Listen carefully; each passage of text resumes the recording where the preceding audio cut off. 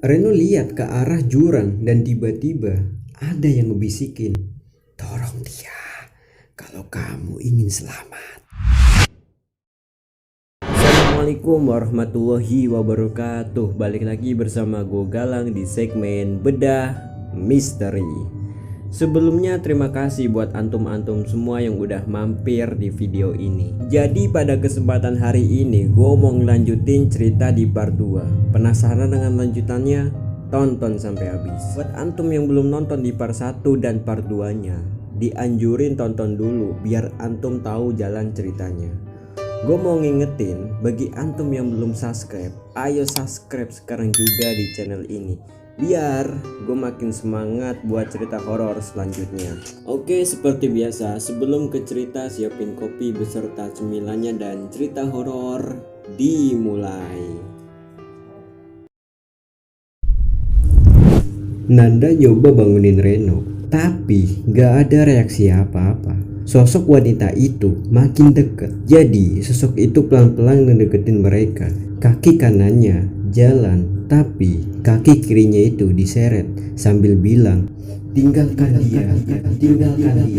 Wanita itu makin lama makin dekat. Dilihat dari mukanya, itu emang bener-bener serem. Pakainya cupang-camping dan berusaha narik Reno. Nanda akhirnya teriak sekenceng-kencengnya, tapi sosok itu gak menduliin teriakan Nanda. Dia cuma ketawa sambil narik tangannya Reno. Oke, kembali ke ceritanya Reno. Reno, bangun, sadarlah.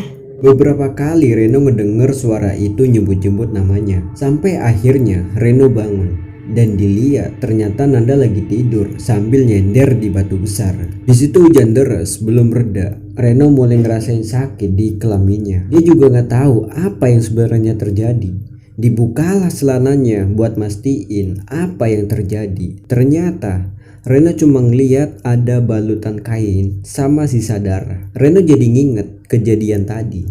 Waktu dia terjatuh dan sepertinya ada yang nancap. Dan Nanda berhasil mencabutnya. Nanda bener-bener tidur pulas.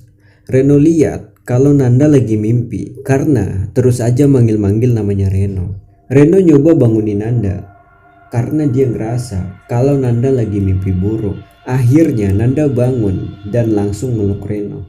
Kamu gak apa-apa, Ren? Aku baik-baik aja, Ndak. Syukurlah, aku tadi cuma mimpi. Emang kamu mimpi apa? Ada sosok wanita yang menyeramkan dan dia bawa kamu ke jurang. Aku gak bisa nolong kamu karena aku takut, Ren. Setelah cerita tentang mimpi buruknya, tiba-tiba dia nangis histeris. Reno ngusap-ngusap rambutnya, berusaha buat nenangin Nanda. Tapi Nanda terus saja nangis sambil nundukin kepalanya. Nanda, sudah ya, aku gak akan ninggalin kamu. Seketika Nanda diem dan natap Reno, tapi tatapannya itu sinis. Kalian harus bertanggung jawab. Kalian telah mengotori tempat ini. Kamu ngomong apa, Nda? Kalian gak akan pulang. Hahaha. Reno terkejut mendengarnya. Setelah itu Nanda tiba-tiba nyakarin tanah dan berusaha nangkep kakinya Reno. Sontak Reno menghindar dan langsung bangkit. Meski di bagian kemaluannya itu nyeri, Reno pelan-pelan jalan mundur. Nanda dengan jalan yang agak bungkuk terus aja nyoba buat ngedeketin Reno. Pergi, menjauhlah dariku. Seketika Nanda lompat nabrak badannya Reno dan bilang, Kalian harus mati. mereka berdua terpental dan bergulingan. Reno kepalanya terbentur sesuatu, tapi dia masih sadar dan ngeliat apa yang sebenarnya terjadi. Reno tersangkut di batang pohon yang ngejuntai ke bawah. Dia nggak bisa ngeliat ada apa di bawah karena ketutup sama kabut tebal dan hujan terus aja nggak berhenti-berhenti. Reno, tolong aku. Nanda teriak dan bergulingan, kemudian hilang di balik kabut. Reno melihat dengan jelas, Nanda terpental dan jatuh ke dalam jurang. Nanda! Reno nangis sejadi-jadinya dan dalam hati bilang, apakah Nanda masih hidup? Dari atas sana, Reno ngedenger kayak ada suara-suara yang manggil. Reno, kemarilah. Dia ngedenger ada banyak orang di bawah sana yang manggil-manggil Reno. Nggak cuma itu, Reno ngedenger juga kayak ada orang ngobrol dan ketawa. Reno terus aja natap kabut tebal itu. Reno seperti ngeliat Nanda tersangkut di akar-akar pohon dan teriak, Reno, tolong aku. Akhirnya Reno bangkit dan nyari cara biar bisa turun ke jurang itu. Tapi dari kejauhan, Reno seperti ngeliat seseorang yang lagi jalan sendirian. Dalam hati bilang, siapa orang ini? Reno, cepat kemari. Aku udah gak kuat lagi. Bertahanlah, aku segera turun. Reno, lagi apa kamu di sana?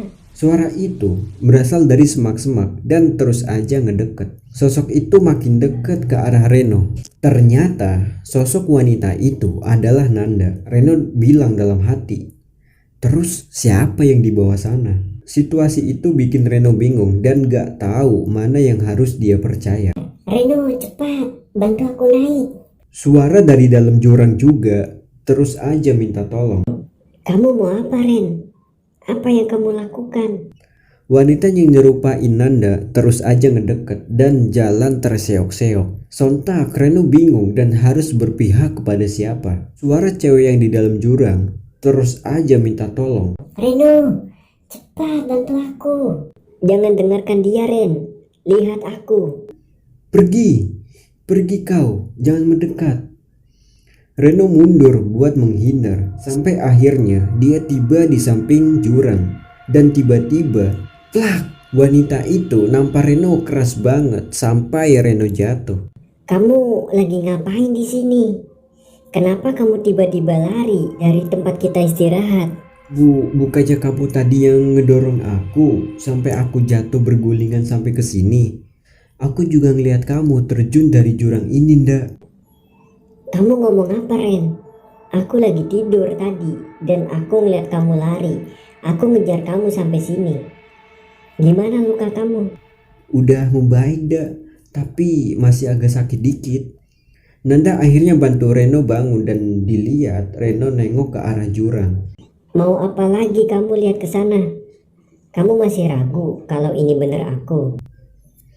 Enggak, ndak. Aku cuma bingung apa yang sebenarnya terjadi sama kita. Akhirnya Nanda sama Reno ngelanjutin perjalanan buat turun. Mereka nggak sama sekali ketemu satu pendaki pun di sana. Mereka mulai masuki hutan yang cukup lebat, bahkan lebih lebat dari sebelumnya. Hujan tiba-tiba berhenti, tapi kabut makin lama makin tebel. Nanda mutusin istirahat di pohon besar. Dia lihat sekeliling hutan, tapi sunyi banget. Hening, kayak nggak ada suara apa-apa. Nanda, kamu denger gak? Aku nggak ngedenger apa-apa, Ren. Masa kamu nggak denger? Itu suara kerincing pendaki. Kita selamat dak. Tapi anehnya Nanda nggak ngedenger apa-apa. Reno kembali natap jalur yang mereka lewati. Dari atas Nanda ngeliat bayangan hitam berjumlah 2 orang yang lagi nurunin trek itu. Tapi nggak ngarah ke mereka. Hei, kita di sini. Tapi 2 orang itu gak ngedenger suara teriakan Reno. Nanda akhirnya berdiri dan teriak, Tolong kami. Hei, tolong kami.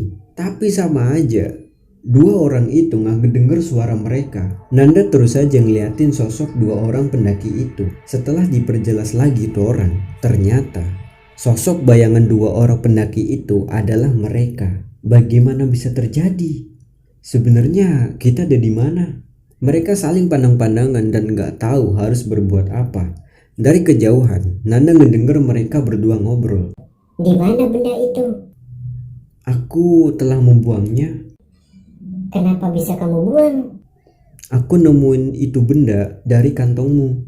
Aku pikir itu akan membahayakan kita, jadi aku buang. Seketika Nanda kaget ngedenger obrolan mereka. Antum masih ingat kan kejadian Nanda di dalam bus? Seorang wanita aneh yang ngasih bungkusan ke Nanda. Akhirnya Nanda meriksa tuh bungkusan itu di celananya. Dan bener aja ternyata bungkusan itu hilang. Apa kamu ngeliat bungkusan yang warna putih di kantong celana aku? Aku yang udah buang benda itu. Kenapa bisa kamu buang? Aku nemuin itu benda dari kantongmu. Aku pikir itu akan membahayakan kita, jadi aku buang. Sebentar, kenapa obrolan kita sama persis dengan obrolan mereka? Reno sama Nanda bingung lihat kejadian itu. Nanda kembali merhatiin mereka berdua. Wanita itu nampar laki-laki itu sampai jatuh. Dan itu sama persis dengan kejadian Nanda sama Reno tadi. Nanda kembali merhatiin. Wanita itu ngebangunin laki-laki itu. Dan bruak, wanita itu nendang badan laki-laki itu sampai terpental dan jatuh ke jurang. Tidak.